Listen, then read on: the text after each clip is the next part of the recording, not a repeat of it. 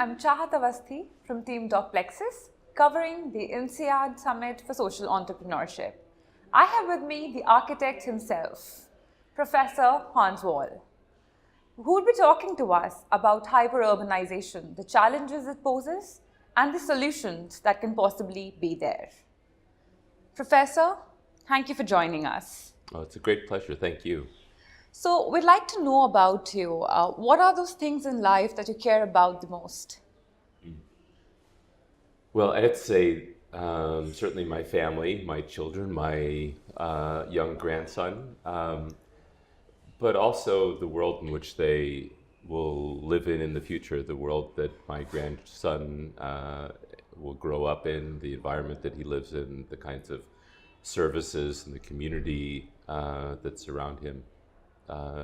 And in turn, then the access of the benefits of his prosperous and coherent society that help make his life better. Right. And if you weren't an academician, what would you be? That's a very good question. I'm often attracted to the role that science plays in our world, especially today, the role that science plays in solving problems, in bringing technology and bringing a systematic process to finding solutions to complex problems. I think not only on the discovery side, but also in finding ways to apply those discoveries to benefit mankind, humankind. What led to the inception of the social entrepreneurship program at INSEAD? That's actually an interesting story. The program started through a series of discussions at the World Economic Forum. The Schwab Foundation, which sponsors the World Economic Forum, which is part of the World Economic Forum constellation or group, sponsors top-level social entrepreneurs through a fellowship or fellowship program. And in the discussions around scaling and growing the solutions that these social entrepreneurs come up with and develop, there's often been some question about why don't these solutions scale? Why don't they reach the same volume and have the same impact that we often see taking place in large corporations, that traditional business seems to grow and scale in a way that social enterprises don't. And so the idea was, what if we take some of these top-level social entrepreneurs and bring them to a top-level business school and see if that training and that level of business acumen, frameworks, models can help scale and grow these enterprises. And so that's where the program was launched. Over the years, initially, I think we thought that basically we could use the same models that we teach traditional business. And we do actually use many of those same frameworks. What we learned, however, was in the course of probably the first 2 to 3 years, was that there was something very different about people that work in this field. The business models still apply. I mean, we think of social entrepreneurs as people that use market mechanisms and business practices to achieve social objectives. But in fact, the motivation and the incentives around why people are working for these organizations and for these enterprises is very different. And just that motivation and those incentives makes enough of a difference to actually change the nature of the organization. People are really committed to this work. They work hard, they bring a level of creativity, they bring a level of customer and community engagement that you don't often see in traditional business. And so we actually began to learn from the social entrepreneurs themselves. We actually began to look at how they innovate, how they enter new markets, how they develop new products and services as the market changes, how they move from one product or service as a competitor moves in. Maybe a traditional business will move into an area where they've actually done the spade work to build up a market, and then they succeed in moving on to another area to push the benefits of a market economy and business and social impact to more and more people that can benefit from this. So this is very interesting actually because I think most people feel that there is a contradiction between creating profits and working for the society. So how is it that we are motivating people to enter social entrepreneurship? How is it that we are balancing profits with social work? Well, I think what, in our experience, people are motivated by both things. Certainly, they need to make money, and they like to see their businesses earn a profit. On the other hand, they also want to achieve something. They want to create a benefit for their community, for the environment, for the world that they live in. And so both of these interests exist side by side. And I think one of the things that we work with and teach and try to build models and frameworks around is how do you balance those two things? How do you create sustainable enterprises while also achieving a social impact? It's not always possible. I mean, there are many areas in which there's not a sustainable business model. I mean, we have a social entrepreneur that provides legal aid services for semi-nomadic peoples in Darfur in Western Sudan, and there just is not a sustainable business model that keeps lawyers engaged in land disputes in Darfur. However, he has adopted a business model. People realize that there's value that's created by resolving conflicts, and everybody that receives their services pays something. I mean, it's not nearly enough what it takes to pay for a lawyer, but it does develop a relationship between the service that's provided and the cost of that benefit. Right. Also, do you feel if the communities are healthy, happy, even businesses benefit? So do you think there's a link between working for the community and earning profits that way? I think there's extensive documentation about how much more fulfilled and motivated people feel about working for a company or an enterprise that they believe in. We certainly see that when recruiters come around for our MBAs and offer them positions. Our MBAs and most other MBAs are interested in doing more than simply earning money. They want something that they can believe in, that they can devote their life and energy to. Most people at this level are not just putting in their 40 hours or 35 hours or whatever a week. They're really putting their life and their innovation, their creativity, their ideas into this. And they'd much rather do that for something that they believe in. Now, the benefits of the community, of course, extend from that. If a company creates a benefit for its employees, for its community, if they're good members of the community in terms of the environment, in terms of the levels of pay, in terms of the working conditions, that creates a healthier community. Their children aren't sick as often, they come to work more regularly, and they are more committed to the company. So I think that's fairly well documented. I think the notion of social enterprise, of social entrepreneurs, pushes that a step further, is how can you really take these business models and market mechanisms to really push the boundaries of underserved needs, of underserved markets. How can you get to create a service or product where there isn't enough money, that are underserved, partly because to some extent they're a marginalized population. There's not enough profit to be made by traditional companies to sustain the innovation that's required to reach them. Or they work in areas where it's a public sector service, education, for example, or healthcare, as is the case in your field. It's a public good, but the public sector isn't sufficiently innovative or creative to provide the service as agilely and as flexibly as it needs to. And so that's really the sweet spot for social entrepreneurs, if you will. Many times those services move to the traditional corporate sector. Sometimes they move to the public sector. And sometimes they stay with social entrepreneurs. But those are the benefits. There's a range of benefits that are created. And social entrepreneurs tend to concentrate on those areas that are neglected by traditional business or traditional government practices.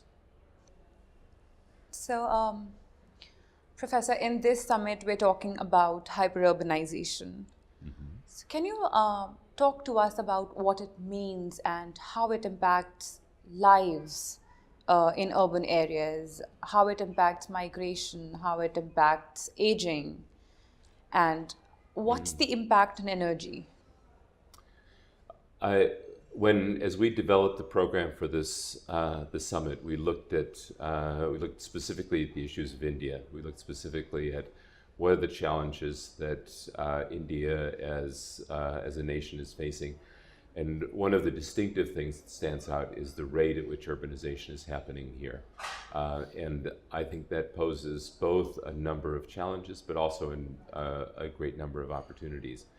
And that process of urbanization, the flow of people into urban areas to try to create a better livelihood for themselves, for their families, for even their communities that remain in rural areas, becomes a critically important factor. But it does, as we've heard in the discussions this morning, it does create strains on the existing infrastructure, the environment that the cities exist in.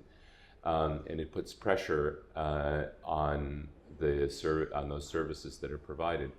Governments feel poorly equipped to deal with some of the challenges of this rapid growth in their cities, to deal with transportation, with healthcare, with the environment, with the regulatory frameworks.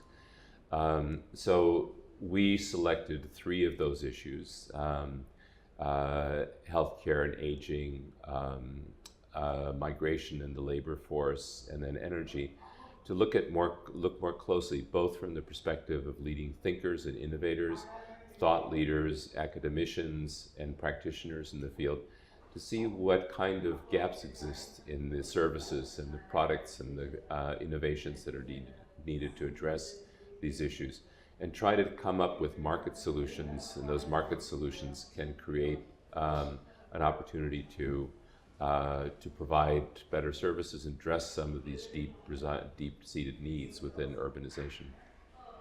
What do we aim to achieve through this summit? One of the unique things about the summit design and structure, both that we're using here and that we've tried to use in the past, is this is essentially a curated group of people that are brought together from different sectors that are grappling with these challenges. So we brought together people from the public sector, people from academics, thought leaders, practitioners, funders in some cases, to help try to look at what kinds of solutions they can come to collaboratively. What kind of meeting of the mind can there be from the various perspectives? And how can they collaborate more effectively to bring about effective solutions that will last over the long term, that can be sustainable? So this morning's discussion was really more a framing of the discussion, ensuring that people understand the issues and have a common understanding of the challenges that are being faced. And this afternoon is looking at where the gaps exist in each of those areas of interest or concern, and then trying to come up with some sustainable solutions. What kinds of solutions can fill those gaps? How can the market work? What's the role of the public sector? What's the role of the philanthropic sector? What kinds of innovations are needed to address the needs that exist in those areas?